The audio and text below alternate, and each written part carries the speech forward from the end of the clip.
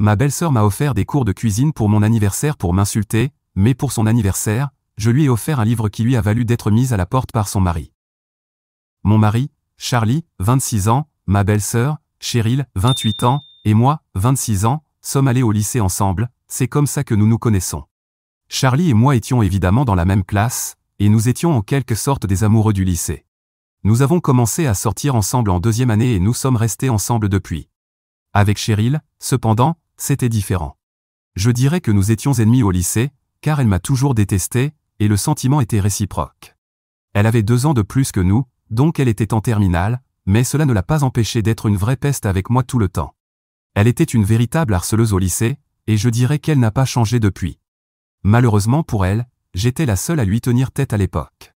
Tout le monde avait peur de lui répondre, car elle et son groupe d'amis étaient connus pour faire des choses horribles à ceux qui osaient les défier. Ils propageaient des rumeurs ou faisaient des choses si cruelles que certaines personnes changeaient même d'école à cause d'eux. Je ne plaisante pas, ils étaient vraiment terribles. Cependant, comme j'avais toujours été ami avec son frère, je n'avais pas peur de lui tenir tête, même avant de sortir avec Charlie. Nous étions de très bons amis, et j'allais souvent chez lui, donc Cheryl ne me semblait pas être une figure intouchable. Elle n'était qu'une fille parmi d'autres. C'est comme ça que tout le monde aurait dû la voir, mais je ne sais pas, le lycée, c'est bizarre. Quoi qu'il en soit, je n'avais pas peur d'elle, et après avoir commencé à sortir avec Charlie, je suis devenue encore plus audacieuse. Elle n'avait aucune autorité sur moi, même pas en terminale, quand la plupart des gens la craignaient. Je suppose que le fait que je remette en question son statut ne lui plaisait pas à l'époque, et elle a fini par me faire une chose vraiment horrible. Un matin au lycée, j'ai ouvert mon casier comme d'habitude, et une tonne d'eau de poisson et de poissons morts m'est tombée dessus. J'étais couverte de cette substance visqueuse et dégoûtante de la tête aux pieds. C'était vraiment embarrassant et humiliant, et j'ai dû rentrer chez moi ce jour-là, car j'étais tellement bouleversée. Je ne pouvais pas prouver que c'était Cheryl, mais je savais que ça devait être elle, car la veille, nous avions eu une dispute verbale à la cafétéria, et je l'avais traitée de zombie sans cervelle devant ses propres amis. Certains avaient même ri, alors évidemment, cela ne pouvait pas rester sans réponse, et elle m'a fait ça. Même Charlie savait que ça devait être sa sœur, et à cause de cet incident, ils ont fini par se disputer violemment. Bien qu'il n'ait pas réussi à lui faire présenter des excuses, au moins il a réussi à la faire reculer. Après cet incident, elle et moi n'avons plus jamais parlé. Même si lui et moi sommes ensemble depuis si longtemps, les choses sont restées les mêmes. L'année dernière, cependant, Charlie et moi nous sommes mariés. Quelques semaines après le mariage, mes beaux-parents ont dit à Cheryl et à moi qu'ils savaient que nous avions eu nos différends dans le passé, mais maintenant que nous étions de la même famille, nous devions faire des efforts pour nous entendre. Tout le monde avait remarqué que nous ne nous parlions pas et ne nous regardions même pas lors des événements, et certains parents curieux leur avaient posé des questions à ce sujet. C'était très embarrassant pour eux de dire la vérité, alors ils voulaient que nous essayions au moins de nous entendre. J'étais prête à mettre le passé derrière nous, car le lycée, c'était il y a longtemps, et je pense qu'il est temps de passer à autre chose. J'ai donc dit que cela me convenait, et nous avons scellé cela par une poignée de main comme des adultes. Mais ce n'est pas comme si nous allions devenir meilleurs amis du jour au lendemain.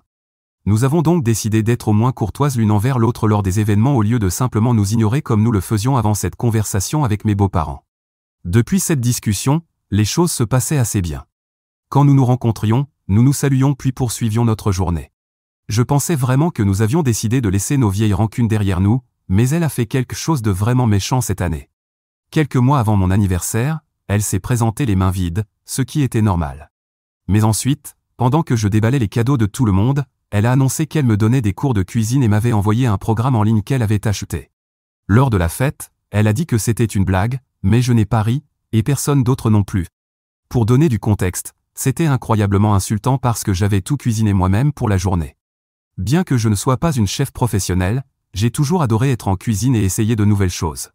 C'est une passion que j'ai depuis mon enfance. Le fait qu'elle dise qu'elle m'offrait des cours de cuisine juste après que j'ai préparé un repas complet par moi-même, et que tout le monde le savait, car Charlie l'avait annoncé, était vraiment cruel. J'avais mis tellement d'efforts et m'étais levé à 6 heures du matin ce jour-là pour m'assurer que tout soit parfait, donc je l'ai vraiment pris à cœur.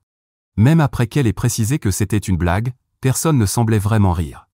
Quelques personnes ont forcé un petit rire pour qu'elle lâche l'affaire, mais elle a continué encore et encore. Elle répétait qu'elle plaisantait mais qu'elle pensait vraiment que j'avais besoin de cours de cuisine, car tout ce qu'elle avait mangé ce jour-là l'avait rendue nauséeuse. Elle disait qu'elle se sentait sur le point de vomir à tout moment et plaisantait sur le fait que tout le monde devait dégager le chemin vers les toilettes au cas où elle en aurait besoin. À la fin de la soirée, elle m'avait complètement épuisé, et j'étais tellement soulagé quand elle est enfin partie. Elle n'a même pas pris la peine de dire au revoir après avoir passé toute la journée à se moquer de mes compétences culinaires, qui ne sont même pas si mauvaises. Charlie m'a dit que tout ce que j'avais préparé était délicieux, comme tout le monde d'ailleurs, donc je ne sais même pas de quoi elle parlait. Bref, j'avais vraiment commencé à croire qu'elle pourrait devenir une personne décente après tout, mais après mon anniversaire, j'ai décidé de recommencer à l'ignorer, car elle était manifestement toujours coincée dans sa phase de « méchante fille » du lycée. Quelqu'un comme elle ne mérite pas d'être en bon terme avec moi. La semaine dernière, c'était son anniversaire, et bien que nous ne nous entendions pas en ce moment, elle a dû m'inviter, car je l'avais invitée à ma fête, et cela aurait été vraiment bizarre que Charlie y aille sans moi. Donc, juste pour maintenir la paix dans la famille, elle m'a invité. Cela s'est avéré être une grosse erreur, car j'ai décidé de lui donner une leçon. Je lui ai offert le livre Que faire quand on attend un enfant. Un classique. Cela était basé sur une conversation que j'avais entendue quelques semaines auparavant. Pour expliquer, il y a environ 3 semaines, Cheryl est venue chez nous. Elle avait l'air bouleversée et insistait pour parler à Charlie en privé, alors je suis parti pendant qu'ils discutaient dans le salon.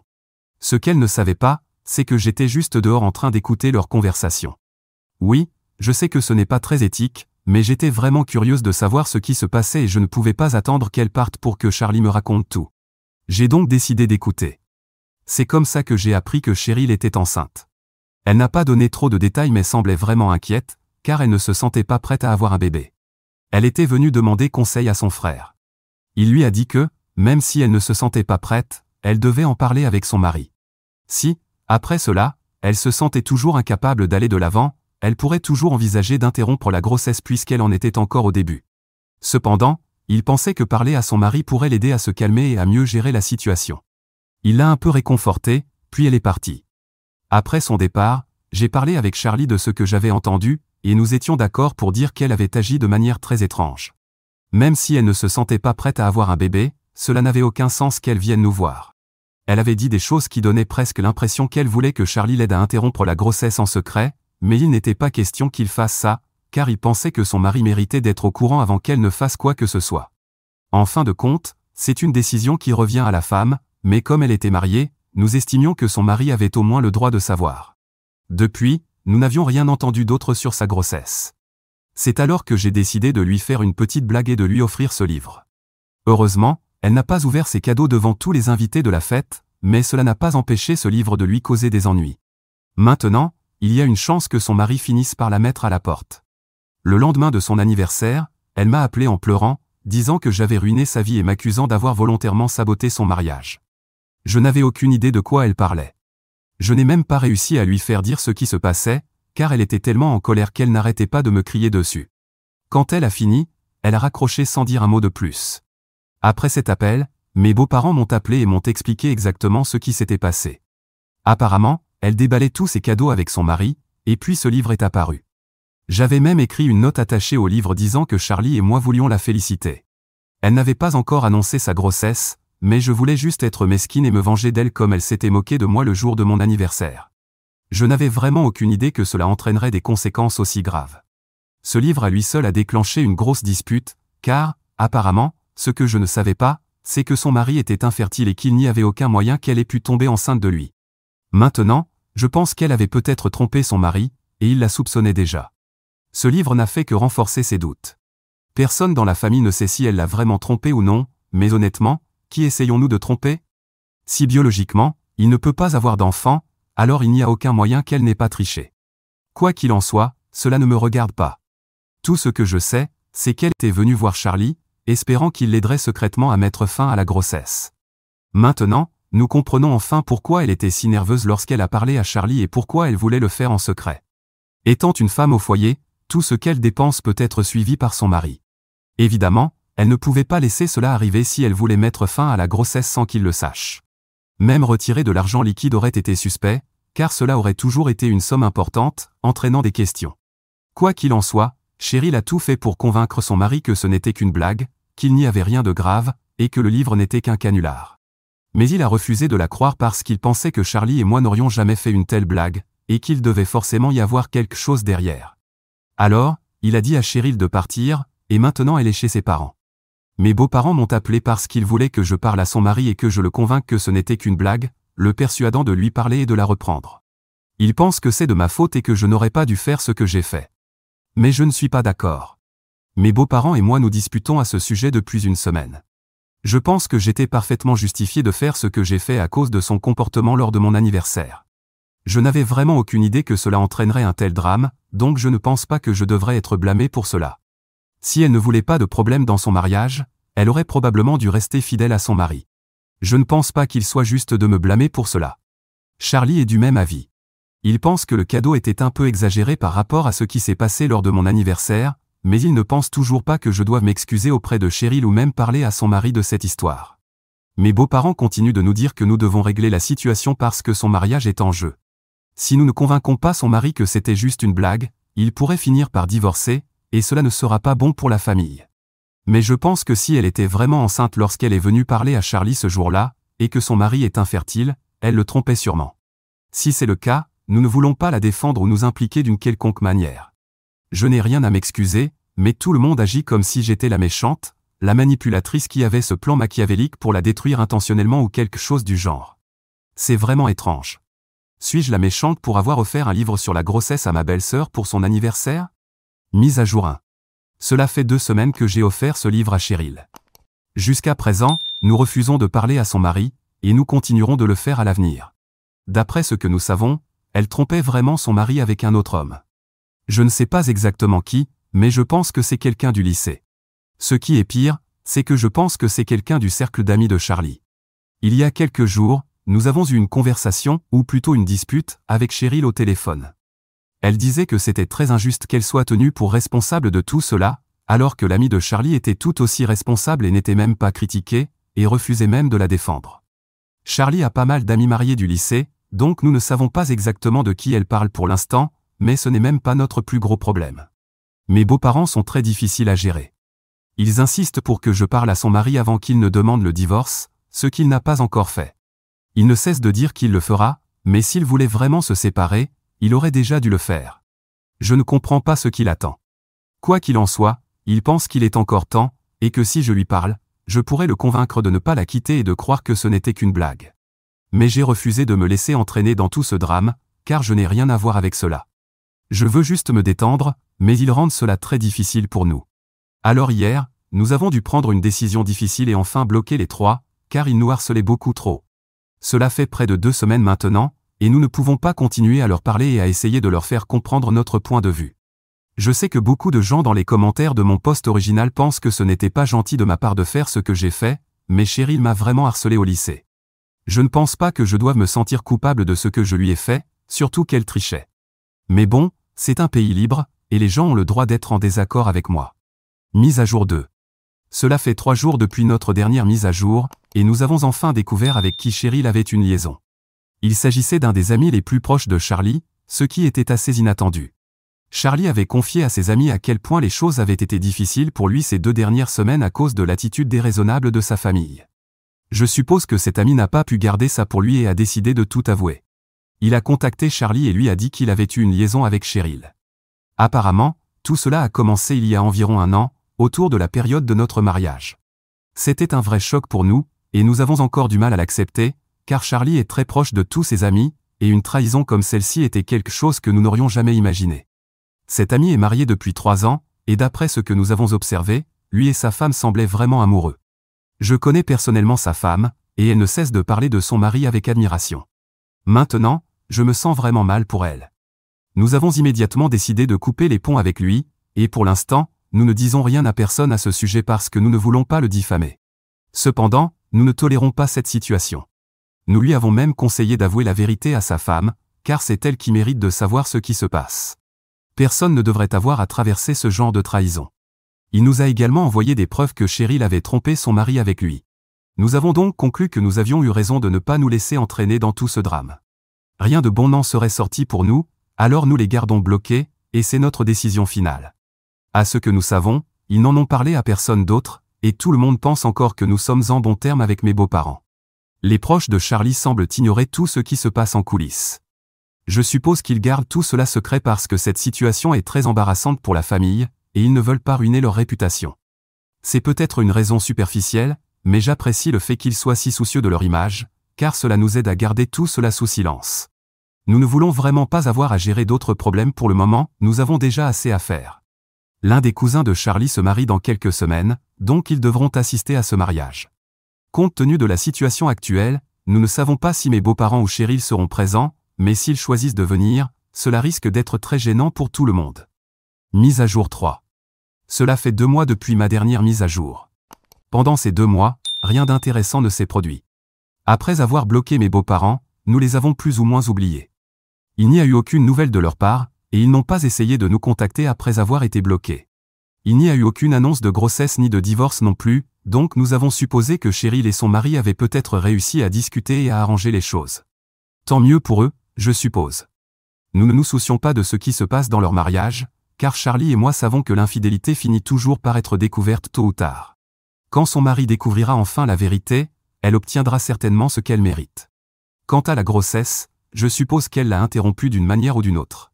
Quoi qu'il en soit, cela ne nous regarde pas, alors nous n'avons pas cherché à savoir et nous nous sommes concentrés sur nos propres vies. Cependant, il y a quelques jours, nous avons croisé sa famille au mariage du cousin. Tout le monde était présent, y compris mes beaux-parents, Cheryl et son mari. Une fois sur place, nous ne nous sommes même pas salués et avons fait comme si nous n'existions pas. Évidemment, le reste de la famille l'a tout de suite remarqué, alors ils ont compris qu'il s'était passé quelque chose de grave et ont commencé à nous bombarder de toutes sortes de questions. Ils ont essayé d'être subtils, mais nous savions qu'ils cherchaient à découvrir les potins. Cependant, nous avons simplement essayé de rester à l'écart pour que personne ne nous dérange. Cheryl, en revanche, n'a pas adopté la même approche et a décidé d'ouvrir la bouche, même si elle savait que nous connaissions la vérité. Nous devions rester à l'hôtel pendant 3 jours, et ce n'était qu'une question de temps avant que nous rentrions chez nous, donc nous étions prêts à la tolérer. Mais elle a commencé à dire des choses horribles sur nous, et nous n'avons pas pu nous empêcher de la confronter. Malheureusement, cela a conduit à une confrontation très publique entre nos familles lors du dîner de répétition. Je regrette que cela soit arrivé, car c'était le mariage de quelqu'un d'autre, et Charlie et son cousin s'entendaient bien. Mais maintenant, à cause de nous, un des événements a été complètement ruiné. Bien sûr, après ce genre de scène, nous ne pouvions pas rester plus longtemps et avons dû partir avant même que le mariage ait lieu. Depuis, nous nous sommes excusés plusieurs fois auprès de son cousin, et il nous a dit que ce n'était pas grave, mais nous nous sentons toujours très mal à ce sujet. En revanche, Cheryl et mes beaux-parents n'ont même pas pris la peine de s'excuser auprès du cousin de Charlie, alors qu'ils sont les véritables responsables de tout ce drame. Au moins, nous sommes partis de nous-mêmes, alors qu'ils ont littéralement été priés de partir par d'autres membres de la famille après notre départ. Ils l'ont bien mérité, c'était une humiliation qu'ils méritaient amplement. Quand le cousin de Charlie lui en a parlé la veille de son mariage, alors que nous nous excusions au téléphone, c'était plutôt satisfaisant pour nous deux. La raison pour laquelle nous avons fini par nous disputer, c'est que Cheryl racontait à tous les proches que nous avions essayé de ruiner son mariage en disant à son mari qu'elle l'avait trompé, mais que nous n'avions pas réussi à saboter son mariage. Bien sûr, ce n'était pas vrai, car comme nous l'avons dit, nous ne nous soucions pas de ce qui se passe dans sa vie conjugale, surtout que son mari a déjà prouvé à quel point il est stupide en choisissant de rester avec une femme comme elle. Nous étions même prêts à laisser passer, car nous étions au mariage de quelqu'un d'autre et ne voulions pas créer de scène. Mais ensuite, elle a commencé à prétendre que nous étions dans un mariage libre et que je voulais avoir une relation avec son mari, ce qui expliquait pourquoi j'avais toujours été si jalouse d'elle. C'était quelque chose que nous ne pouvions pas tolérer, alors nous avons décidé de la confronter. Lors du dîner de répétition, j'ai sorti toutes les preuves, les captures d'écran que nous avions reçues de l'ami de Charlie, que je gardais pour moi. Mais maintenant, Charlie et moi avons pensé qu'il était enfin temps de nous défendre, car elle ne pouvait pas simplement dire ce qu'elle voulait sans en subir les conséquences. Maintenant, son mari connaît enfin la vérité, et elle ne peut plus le nier. Qu'il prenne la bonne décision pour lui et la quitte, c'est son choix, mais au moins maintenant, personne ne doutera plus de nous. Au moins, nous avons eu la décence de partir par nous-mêmes et n'avons pas été jetés dehors comme ils l'ont été. Ce furent quelques jours vraiment difficiles, mais maintenant, nous essayons de passer à autre chose. Toute la famille sait quel genre de personne est Cheryl, et je me sens juste désolé pour son mari, car il a choisi de se réconcilier avec elle, mais même cela est désormais inutile.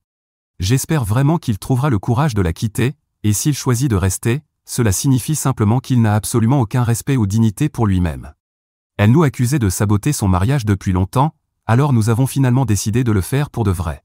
Maintenant, elle devra affronter les conséquences d'avoir essayé de jouer avec nous. Je ne sais pas comment elle pensait pouvoir s'en tirer ainsi.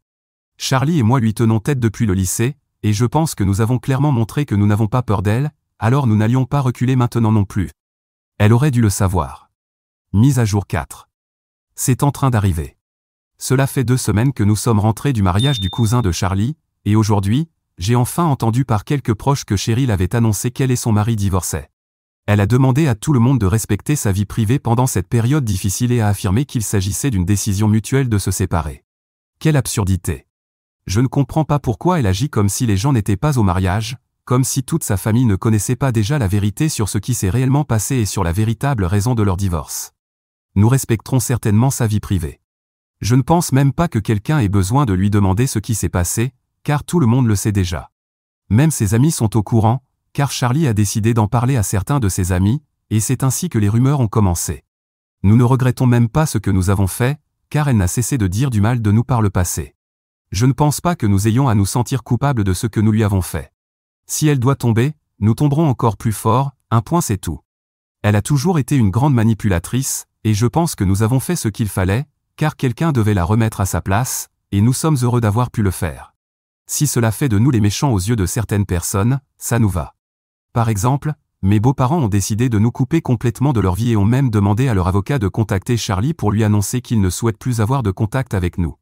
Ils vont probablement aussi nous déshériter, comme si nous allions entendre ça et commencer immédiatement à implorer leur pardon. Cela n'arrivera pas. Nous ne sommes pas des opportunistes qui peuvent être achetés avec de l'argent. De toute façon, ils devraient vraiment garder tout leur argent, car ils devront probablement subvenir aux besoins de leur fille maintenant, et probablement pour le reste de leur vie, vu qu'elle n'a pas travaillé depuis l'obtention de son diplôme et qu'elle a toujours été dépendante de ses parents ou de son mari. Donc oui, ils peuvent garder leur argent et Cheryl. Nous avons fait ce que nous pensions être juste, et nous n'allons pas prétendre que nous en sommes désolés. Charlie et moi sommes parfaitement heureux dans nos vies en ce moment, et nous ne nous soucions pas des autres. Mise à jour 5. Je sais que les ragots vous passionnent, alors voici quelques informations que nous avons découvertes récemment à propos de Cheryl. Par exemple, elle a réussi à interrompre sa grossesse pour que son mari pense que le livre qu'il lui avait offert n'était qu'une plaisanterie. Au final, elle a reçu de l'aide d'une amie qui l'a accompagnée pour se faire avorter avant qu'elle ne commence à montrer des signes visibles. Son mari n'a suspecté quoi que ce soit à aucun moment, ce qui me paraît étrange. Charlie pense qu'il était simplement amoureux de Cheryl, et l'amour est aveugle, tout ça. Mais je pense qu'au fond, son mari savait et a choisi de lui pardonner. Comme s'il espérait que tout cela disparaisse magiquement. Du moins jusqu'à ce que cela devienne public, et qu'il n'ait plus le choix que de prendre une décision pour ne pas paraître pathétique. Les commentaires sur mon précédent post disaient que Cheryl était l'enfant préféré, ce qui expliquerait pourquoi mes beaux-parents nous ont exclus de la famille. Mais en étant impartial et en regardant la situation de l'extérieur, je n'ai honnêtement jamais pensé cela. Charlie a toujours été bien traité, jusqu'à maintenant. Si je devais deviner, je dirais que ma belle-mère aimait vraiment l'idée de devenir grand-mère. Et quand j'ai fait ma plaisanterie, je suppose que cela a poussé Cheryl à décider de mettre fin à sa grossesse, bien que j'ai toujours pensé que lorsqu'elle en a parlé à Charlie, elle cherchait précisément ce résultat. Elle a probablement raconté une autre histoire à ma belle-mère, lui faisant croire que c'était entièrement de ma faute. Cela ne la rend pas moins fautive pour autant, car elle s'attendait littéralement à ce que tout reste sous silence pendant que le mari de Cheryl s'occupait d'un enfant qui n'était pas le sien. Il y a aussi le fait que mes beaux-parents se sont sentis très offensés quand tout a éclaté au grand jour lors du mariage du cousin de Charlie, car c'était un affront pour eux. Mais ils sont un peu trop vieux pour ces drames de lycée, et Cheryl aussi, d'ailleurs. Mais c'est comme ça dans la famille de mon mari, une bande de cinglés.